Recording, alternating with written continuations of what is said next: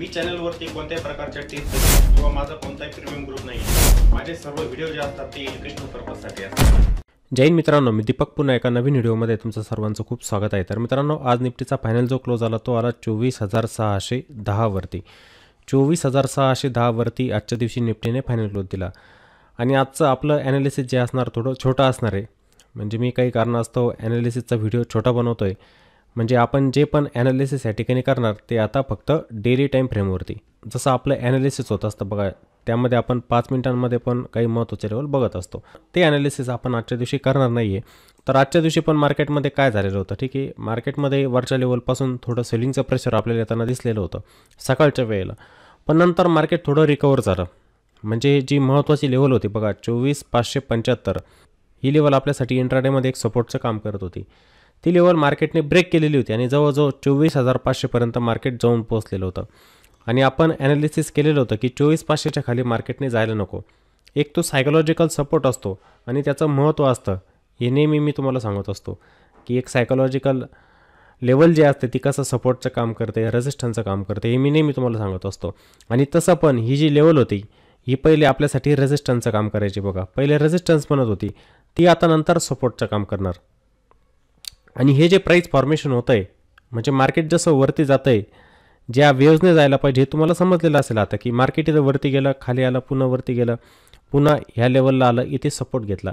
आणि आजच्या दिवशी इथे डेली कॅन्डल पण बघा तुम्ही, एक कॅन्डलस्टिक पॅटर्न पण तयार झालेला आहे. त्याला आपण हॅमर कॅन्डल असं म्हणत असतो बघा. इथे बघा तुम्हाला दिसेलच, म्हणजे ह्या कॅन्डलला इथे शॅडो बनली. आणि आपलं जेव्हा लाईव्ह चालू होतं सकाळच्या वेळेला आपण लाईव्हवरती होतो, त्यानंतर दुपारनंतर पण होतो, आपण म्हटलं होतं की 24,500च्या खाली कॅन्डलचा क्लोज यायला नको, ठीक आहे, क्लोज वरती यायला पाहिजे. मग आज हा कॅन्डलस्टिक पॅटर्न इथे तयार झाला. याला आपण काय म्हणत असतो, हॅमर. ही जी हॅमर असते, हिला जी शॅडो असते ती आपल्याला काय सांगते की लोअर लेवलपासून मार्केटमध्ये बाईंगचं प्रेशर आहे. लोअर लेवलपासून मार्केटमध्ये बाईंगचं प्रेशर आहे, ती आपल्याला सांगते बाईंग प्रेशर.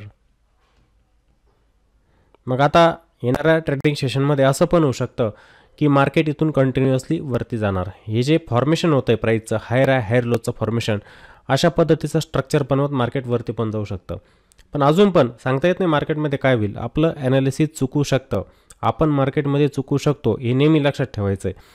इथे मार्केट काय 24,500च्या खाली जाऊ नाही शकत का, अशी कॅन्डल बनली तर जाऊ शकतं, सांगता येत नाही. पण आपण इथे ट्रेंडला फॉलो करतो आहे. हा जो मार्केटचा ट्रेंड आहे ना, या ट्रेंडला आपण फॉलो करणार. आणि या ठिकाणी संभावना काय निघते की मार्केट इथून सपोर्ट घेऊन वरती जायला पाहिजे. वरती रेजिस्टन्स येणार 24,500, वरती रेजिस्टन्स येणार 24,759चा. हा पण एक रेजिस्टन्स असेल जिथे मार्केटने ब्रेकआउट दिला होता, पण तिथे सस्टेन नव्हतं झालेलं मार्केट. ही कॅन्डल मोठी बनून गेली होती बघा. आणि ही जी सेलिंग येते मार्केटमध्ये, आता जसं पहिलं सेलिंगचा प्रेशर होतं, तुम्ही पण बघायचे की आपण जेव्हा मार्केटमध्ये डाऊन ट्रेंडमध्ये होतो बघा, हा ट्रेंड मार्केटचा डाऊन ट्रेंड होता, तेव्हा मार्केटमध्ये सेलिंग प्रेशर जास्त असायचं. इथे सेलिंग प्रेशर जास्त असायचं. आता ते सेलिंग प्रेशर आपल्याला इथं दिसत नाही आहे. या 3ही दिवसांच्या कॅन्डल आहे, यांचं तुम्ही ऑब्झर्वेशन करायचं आहे. तुम्हाला सेलिंग प्रेशर जास्त दिसणार नाही. नाहीतर मार्केट जेव्हा तुटायचं ना, ते डायरेक्ट 300-400 पॉईंटने तुटायचं खाली. तुम्ही सर्वजण बघत होते, आपण लाईव्हवरती असायचो, आपण पण बघायचो सर्वजण की मार्केट 300 ते 400 पॉईंटने तुटायचं आणि खाली यायचं ताबडतोब. पण तसं सेलिंगचा प्रेशर आपल्याला इथे दिसत नाही बघा. हे मार्केटवरती जे जात आहे ना, ते सेलिंग प्रेशर आपल्याला ॲब्झॉर्ब होताना दिसतं आहे, डिमांड क्रिएट होताना दिसतं आहे मार्केटमध्ये. मग इथे पण तशाच प्रकारची प्रायजेक्शन होऊ शकते की मार्केटवरती गेलं, थोडंसं रिट्रेसमेंट, आणि या ठिकाणी पुन्हा ते ट्रेंडला कंटिन्यू करणार. मग ह्याच फ्लोमध्ये जे आपण बघतोय मागील दिवसांपासून, मागच्या काही दिवसांपासून आपण जे ॲनालिसिस करतोय की ह्याच फ्लोमध्ये मग मार्केट जाऊ शकतं 25,200पर्यंत. हा एक रेजिस्टन्स असणार, नंतर मोठा रेजिस्टन्स. तसं 25,000 लेवल पण असेल, एक सायकोलॉजिकल रेजिस्टन्स 25,000ची. ही लेवल पण मार्केटमध्ये रेजिस्टन्सचं काम करू शकते. मार्केटचं स्ट्रक्चर एकदम चांगलं आहे मित्रांनो. बहुतेक जण म्हणतील की मार्केटने खालच्या लेवलपासून रॅली दिलेली आहे, आता मार्केट तुटणार, मार्केट पुन्हा क्रॅश होणार. तसं नसतं, तसं नसतं कधी. आपण एका ट्रेंडला पकडून चालायचं आहे. जेव्हा मार्केट खाली येत होतं आपण म्हणायचो की मार्केटवरती गेलं की ते शॉर्ट होऊ शकतं. जे सपोर्ट होते ते नंतर रेजिस्टन्स बनायचे. आता जे रेजिस्टन्स आहे ते सपोर्ट बनत जाणार. आपण फक्त इथे काय करतोय, ट्रेंडला फॉलो करतोय. आपण इथे ट्रेंडला फॉलो करत जाणार आहे. जसं मार्केट आपल्याला सांगते आपण तसं चालणार. आपण मार्केटच्या विरुद्ध जाणार नाही, आपण ट्रेंडला फॉलो करत जाणार आहे. मग मला स्ट्रक्चर जर तसं दिसतंय की बघा आजच्या दिवशी पण छान कॅन्डलस्टिक फॉर्मेशन या ठिकाणी झालेलं आहे, तर उद्याच्या दिवशी पण तिथे फॉलोअप बाईंग येते का मला बघायचं आहे. म्हणजे मला या ठिकाणी कन्फर्मेशनची वाट बघावी लागेल.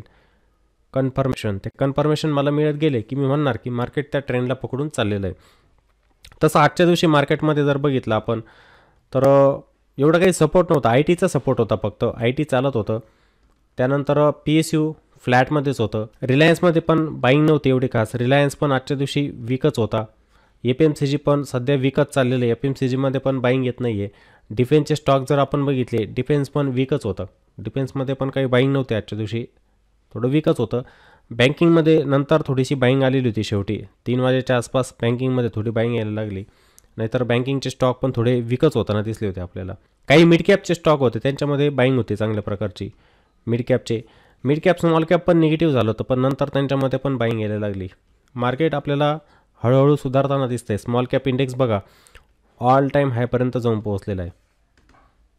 तुटलेला होता ना चांगला, 13%नी जवळजवळ वरती गेलेला आहे बॉटमपासून. त्याच्यामध्ये पण छान रिकव्हरी झाली. मिड कॅपमध्ये रिकव्हरी झाली. आपलं मार्केट पण हळूहळू चाललेलं आहे, सुधारताना दिसतंय. मेटल बघा आजच्या दिवशी मेटलमध्ये पण बाईंग होते आजच्या दिवशी. मेटलचे stock Tata steel, NMDC, Vedanta, त्यानंतर सेल यांच्यामध्ये पण बाईंग येताना दिसले आपल्याला. काल दुपारनंतरच त्यांच्यामध्ये बाईंग यायला लागलेली होती आणि आज पण मेटल सेक्टर जर बघितलं तर ते प्लसमध्येच होतं.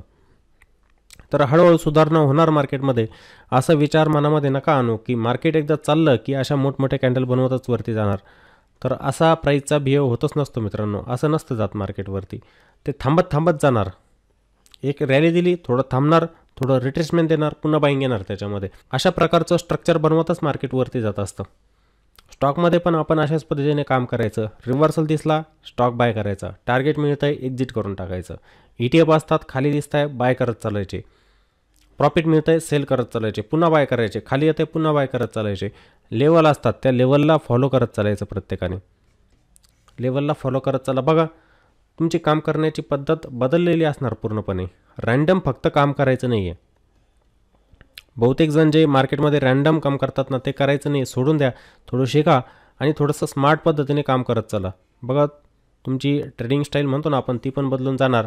इन्व्हेस्टिंगची जी स्टाईल असते ती पण बदलून जाणार. तुमच्यामध्ये खूप मोठा बदल झालेला असणार.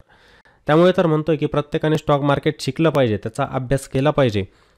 तो अभ्यास तुम्ही जर करत गेले तर तुमच्यामध्ये सुधारणा होतील. चांगलं वेल्थ क्रिएशन तुमचं होऊ शकतं.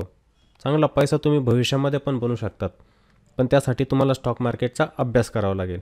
मी तुम्हाला अजून पण सांगतो की इंडेक्समध्ये 24,500चं एक सपोर्ट अजून पण इथे याच्या खाली मार्केटने जायला नको.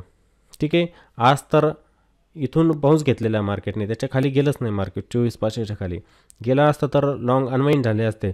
एखाद्या वेळेला मार्केटचा क्लोज पण खालीच आला असता. मग तिथे लॉंग अनवाइंडिंग जर झाले असते तर मग मार्केटचा क्लोज खालीच येऊन गेला असता, पण तसं झालं नाही. तिथूनच बाउन्स घेतला मार्केटने.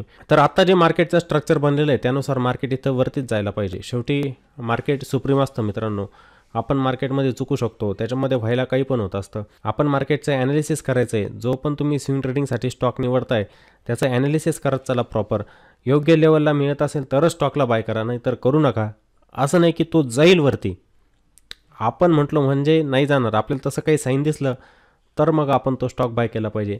तिथे तुमचे फसण्याचे चान्सेस कमी असतात. अशा जागेवरती तुम्ही एंट्री घ्यायची की त्या ठिकाणी प्रॉफिटची प्रोबॅबिलिटी जास्त असते. मग तिथे तुम्ही फसला तरी चालेल, पण अशा ठिकाणी नाही फसायचं का जिथे तुमची प्रॉफिटची प्रोबॅबिलिटी फार कमी आहे. अशा जागेवरती नाही फसायचं.